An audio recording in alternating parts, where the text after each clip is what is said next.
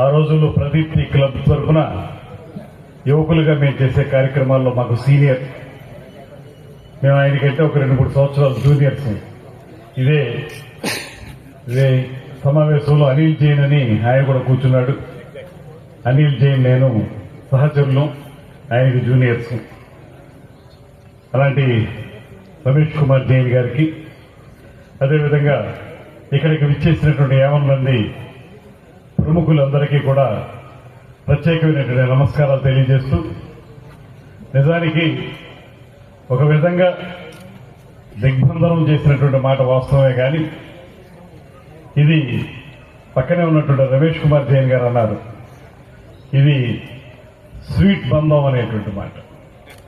ఖచ్చితంగా ఇది ఇలా కూర్చోవటం, ఈ విషయాలు వినటం 100% ఇది ఆనందాన్ని కలిగించేటువంటి అంశమే తప్పితే ఎక్కడ కూడా ఎక్కువసేపు కూర్చున్నాం అనేటువంటి భావన ఏం కోసైనా నాకు లేదనేటువంటి మాటను కూడా ఈ సందర్భంగా తెలియజేస్తున్నాను. ఎందుకంటే ఇది ఒక రోజు కాదు, 2 రోజులు కాదు, ఒక లాంగ్ స్టోరీ.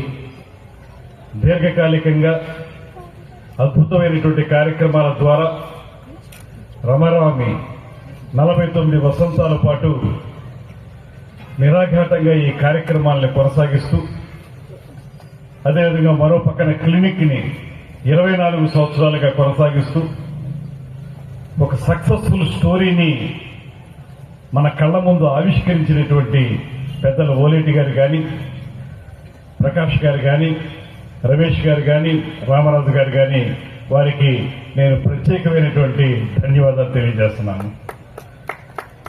ఒక సంకల్ప శుద్ధితోటి, ఒక ఉత్తమమైనటువంటి సంకల్పంతో ఈ కార్యక్రమాన్ని ప్రారంభించేటువంటి విషయం మనకు అర్థమవుతూ ఉంది.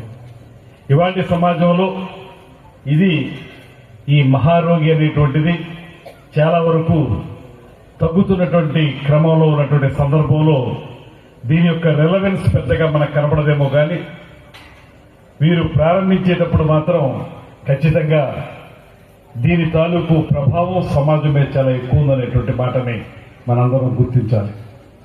అటువంటి సమయంలో దీన్ని ఒక ఉద్యమ రూపంలో కార్యక్రమాన్ని చేపట్టడం ఖచ్చితంగా నేను నమ్ముతున్నాను, ఇది ఆషామాషిగా చేసిన కార్యక్రమం కాదు.